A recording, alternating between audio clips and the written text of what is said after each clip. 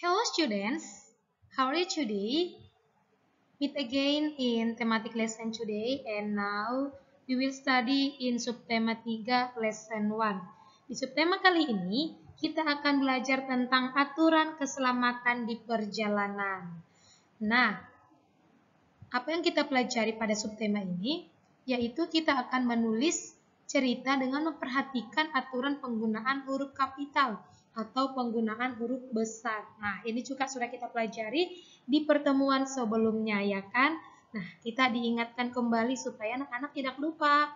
Next, kita juga akan belajar tentang mengubah satuan minggu menjadi hari. Nah, ada 7 hari dalam satu minggu. Kita akan mempelajarinya. Dan yang terakhir, kita akan membuat karya dari bahan alam. Itu yang akan kita pelajari pada pembelajaran 1 subtema 3 hari ini. Open your thematic book, page 53. Di halaman 53. Nah, apakah kamu mematuhi aturan di perjalanan? Apa saja yang pernah kamu lakukan? Nah, pasti anak-anak pernah berjalan, ya, baik itu di jalan raya, naik mobil, atau naik motor, atau naik bus. Nah, apa yang harus kita patuhi selama di perjalanan? Yang pertama, jika kita berjalan kaki, berjalanlah di trotoar atau tempat orang pejalan kaki. Jangan berjalan di jalan raya karena banyak sekali kendaraan yang hilir mudik, itu bisa membahayakan. Maka berjalanlah di trotoar atau tempat orang berjalan kaki. Nah, selanjutnya kita juga harus mematuhi peraturan yang ada di perjalanan. Seumpamanya kita mau menyeberang, maka kita harus perhatikan rambu lalu lintas dulu. Ketika lampunya merah, maka kita boleh menyeberangi jalan itu atau melewatinya. Tetapi ketika lampunya sudah berwarna hijau, tidak boleh kita melewatinya. Karena ketika lampunya hijau, maka saatnya alat angkutan atau kendaraan yang lewat. Kita boleh berjalan kaki pas waktunya lampunya berwarna merah. Nah, kita harus menaatinya supaya kita selamat di perjalanan.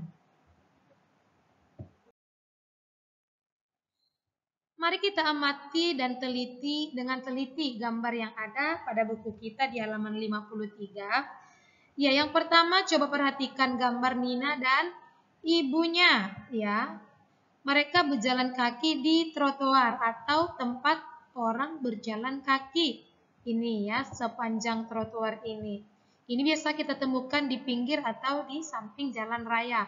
Sementara jalan raya atau jalan umum ada di bawahnya yang ini. Nah, selanjutnya coba perhatikan gambar kedua. Iya, mereka berjalan di trotoar juga, ya, sehingga mereka akan selamat. Iya, ini dibuat untuk orang-orang pejalan kaki. Nah, ketiga, menyeberanglah di zebra cross atau tempat orang menyeberang. Nah, kalau anak-anak pernah naik motor atau naik mobil, sebelum lampu merah nih ada garis-garis putih, ya. Ini namanya zebra cross. Jadi kalau menyeberang mesti lewat dari zebra cross. Dan jangan lupa kalau misalnya melihat Bapak polisi boleh minta tolong untuk dibantu menyeberang supaya kita selamat. Nah, gambar keempat, iya, ada seorang anak dan juga seorang ayahnya naik motor. Nah, coba perhatikan apakah mereka menaati peraturan? Ya, mereka menggunakan atau memakai helm. Nah, mereka memakai helm supaya apa? Ya, supaya selamat, ya. Oke, dan itu safety. Jadi buat kita semua anak-anak Miss, kalau misalnya bepergian bersama mami atau papinya naik motor, jangan lupa pakai helm. Kalau naik mobil apa yang perlu dipakai, Miss? Kalau naik mobil dipakai seat belt atau sabuk pengamannya. Nah, kalau untuk berjalan kaki, berjalanlah di sepanjang trotoar dan menyeberanglah melalui zebra cross sambil memperhatikan lampu lalu lintasnya. Nah, mengapa kita harus melakukan hal tersebut? Supaya kita selamat di perjalanan. Nah, itu dia. Sekarang kita lanjut buku kita halaman 54. Kita akan membaca teks aturan keselamatan di pesawat terbang. Nah, di pesawat terbang juga kita perlu memperhatikan keselamatan kita. Untuk itu kita baca buku kita anak-anak, page 54. Aturan keselamatan di pesawat terbang. Pesawat terbang merupakan jenis alat transportasi udara. Dengan menggunakan pesawat terbang, tempat yang jauh dapat dicapai dalam waktu yang singkat.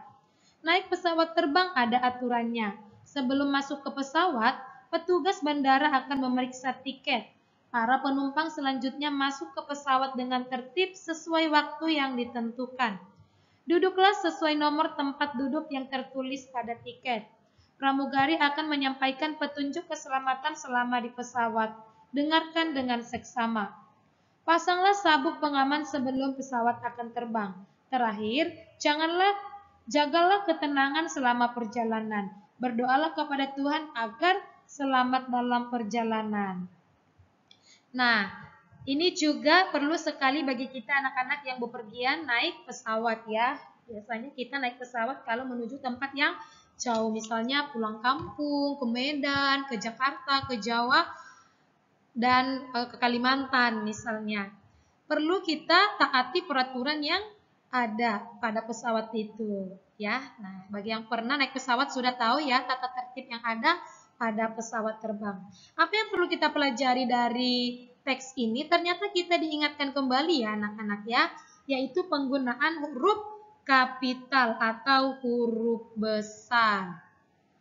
Biasanya huruf kapital atau huruf besar itu digunakan di awal kalimat, nama orang, nama hari, nama bulan, dan juga nama tempat. Jangan lupa ya.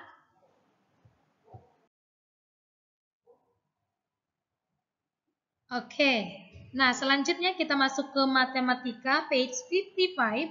Ayo berhitung. Nah, perhatikan gambar sebuah kalender berikut. Januari tahun 2018. Ya, ini Januari tahun 2018, 1 Januari. Made mengunjungi kampung halamannya selama 1 minggu 3 hari. Berapa harikah lama waktu tersebut?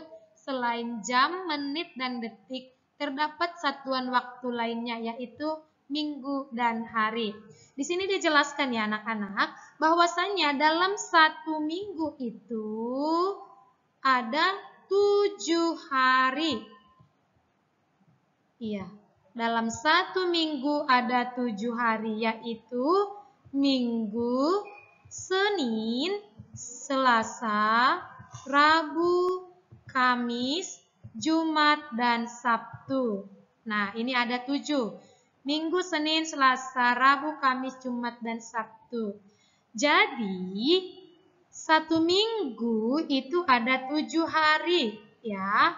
Ditambah 3 hari, maka Made berada di kampung halamannya selama 10 hari. Ini dia. 1 minggu itu 7 hari, tambah 3 hari, sama dengan 10 hari. Jadi Made mengunjungi kampung halamannya selama 10 hari. Gitu. Bisa ya anak-anak ya? Oke. Kalau misalnya Made mengunjungi kampung halamannya 1 minggu 5 hari, maka 1 minggu itu ada 7. 7 tambah 5, 12 hari. Gitu, ditambahkan saja. Next, halaman 56. Ayo berkreasi. Ayo membuat kerajinan menghias bingkai foto. Dihiasi bahan alam. Nah, di sini dia menggunakan bahan alam. Alat dan bahan bingkai foto, lem, kuas, cat minyak, dan cangkang kerang. Nah, ini dapat dibeli di toko kerajinan.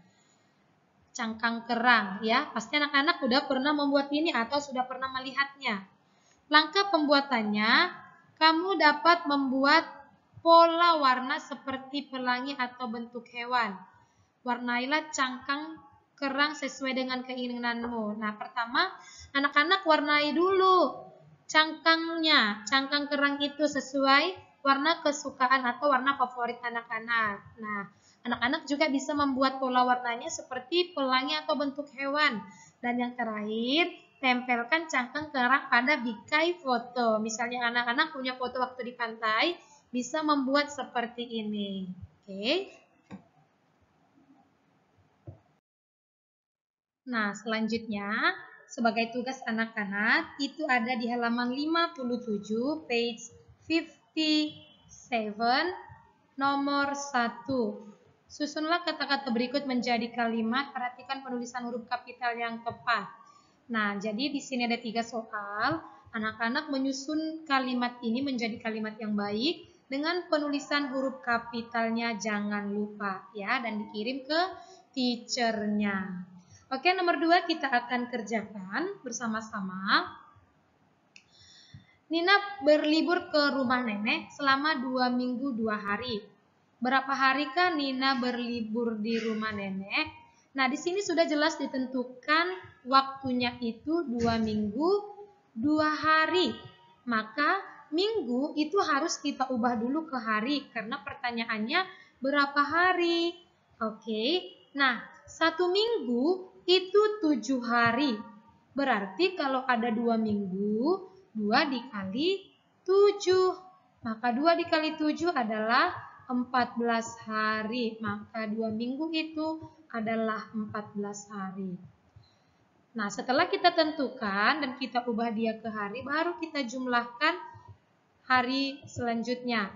Maka 2 minggu 2 hari berarti 2 minggu itu 14 hari ditambah 2 hari menjadi 16 hari. Nah, soalnya berapa harikah Nina berlibur di rumah nenek? Maka jawabannya adalah 16 hari. Bisa? Oke, good. Next, B. Tony akan mengikuti lomba lari. Lomba akan diadakan 25 hari lagi, berarti 25 hari ke depan ya. Tony berlatih setiap hari. Tony sudah berlatih selama 3 minggu. Nah, ini harus kita ubah ke hari. Berapa hari? Nah, pertanyaannya adalah berapa hari. Berapa hari lagi lomba lari akan berlangsung? Maka kita ubah 3 minggu. Ini berapa hari? 3 dikali 7. Nah, sama dengan 21 hari. Maka selama 21 hari ini Tony berlatih. Untuk mencapai lomba 25 hari, berapa hari lagi kah? Maka 21 dengan 25 yaitu 21 ditambah 4. 21 ditambah 4 sama dengan 25. Maka 4 hari lagi lomba akan berlangsung. Selisih antara 25 dengan 24 dengan 21 adalah 4. Maka lomba akan berlangsung selama 4 hari ke depan. Nah, yang terakhir, soal ketiga, ayah akan bertugas ke Semarang selama 1 minggu 4 hari. Nah, kita tentukan dulu. 1 minggu itu ada 7 hari ditambah 4 hari, maka ayah bertugas di Semarang itu 11 hari. Supaya memudahkan kita, harus kita ubah dulu dia ke hari. Oke, selanjutnya, setelah itu, ada kelanjutannya nih. Setelah itu, ayah berlangsung ke kota Yogyakarta. Ayah bertugas di Yogyakarta selama 2 minggu. Nah, berapa hari kah 2 minggu ini? Kita kalikan. 2 dikali 7. Berapa hari ayah di Jogja? 14 hari. Ya, 14 hari. Oke, selanjutnya. Setelah itu, ayah pulang ke rumah. Berapa hari? Nah, ini pertanyaannya. Berapa hari lama ayah bertugas? Nah, ayah kan bertugas ada di 2 kota. Yang pertama di kota Semarang. nih selama 11 hari. Kemudian kota kedua ayah bekerja di kota Yogyakarta selama 14 hari. Maka ini kita jumlahkan 11 hari ditambah 14 hari sama dengan 25 hari. Maka lama ayah bertugas adalah 25 hari.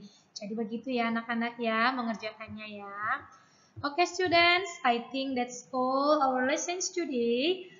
Tetap jaga kesehatan, keep healthy and always do the best. See you next meeting. Bye-bye.